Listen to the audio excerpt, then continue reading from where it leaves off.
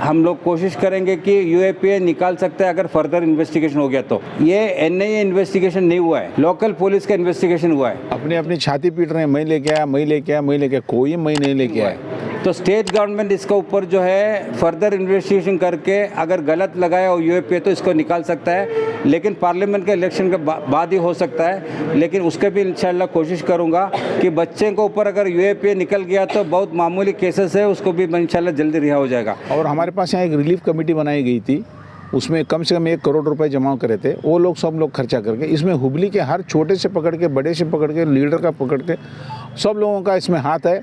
तो एक खामखा ऐसे झगड़े हम लोग भी देखें, हम लोग जब नौजवान थे बहुत सारे छोटे मोटे झगड़े वगड़े होते थे, लेकिन 8 दिन में बच्चों को रिलीज़ करते थे।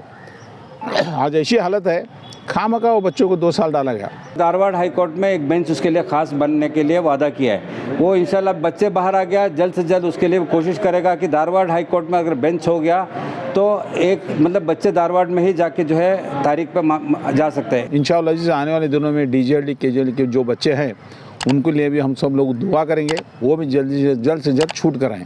तो अभी रिसेंट में जो है यूएपीए के बाद एक बहुत सारे नौजवानों को अरेस्ट किया गया था, उसमें रिहाई की बात अभी सामने आई है। हालांकि और 3 नौजवानों को जो है उनका नाम इस लिस्ट में नहीं है। इसको जो है माइनॉरिटी को अपीजमेंट करने की पॉलिटिक्स के तौर पर भी देखा जा रहा है स्टेट में। देखिए, माइनॉरिटी की हालत तो ऐसी ख़राब थी कि लोग सब परेशान हो गए थे, क्योंकि यहाँ भी पर बीजेपी गवर्नमेंट थी, सेंट्रल में भी बीजेपी गवर्नमेंट थी। आप देखें उनको यहाँ पर ऐसी हालत बिगाड़ दी थी मुसलमानों की। हिजाब आया, झटका आया, वो बच्चों को ना सीखने दे रहे थे ना कुछ करने दे रहे थे। और मुसलमानों किधर भी जाकर अगर कोई उनका यात्रा की तरह होता है तो वहाँ पर मुसलमानों को दुकान लगाने के लिए दे रहे थे।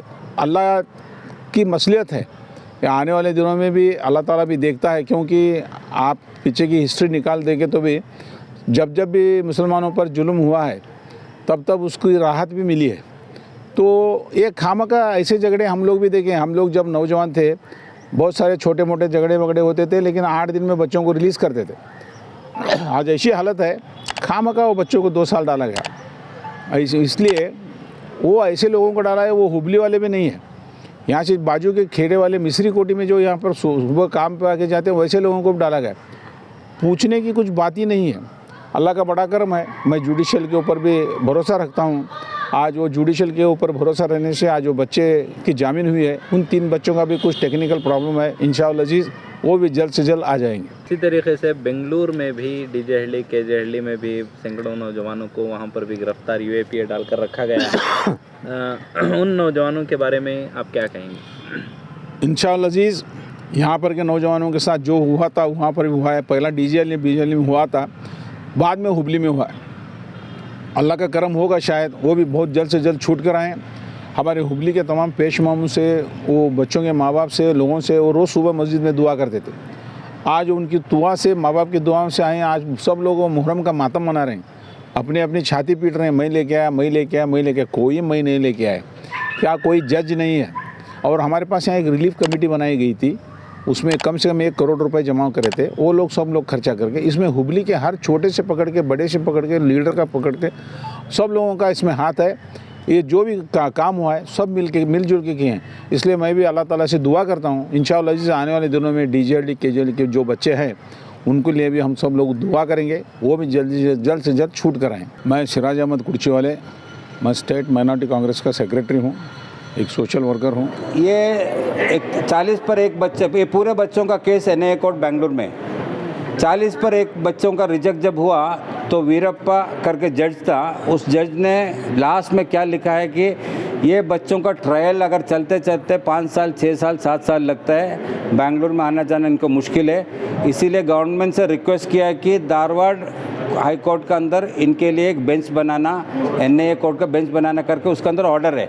वो ऑर्डर इंशाल्लाह लॉ मिनिस्टर जो है एस के पाटिल साहब है, हमने एस के पाटिल साहब से ऑलरेडी बात किया, हिंडसगिरी साहब भी बात किए, तो यहाँ पर धारवाड़ हाई कोर्ट में एक बेंच उसके लिए ख़ास बनने के लिए वादा किया है। वो इंशाल्लाह बच्चे बाहर आ गया जल्द से जल्द उसके लिए कोशिश करेगा कि धारवाड़ हाई कोर्ट में अगर बेंच हो गया तो एक मतलब बच्चे धारवाड़ में ही जाके जो है तारीख पे जा सकते हैं। ये एक बात।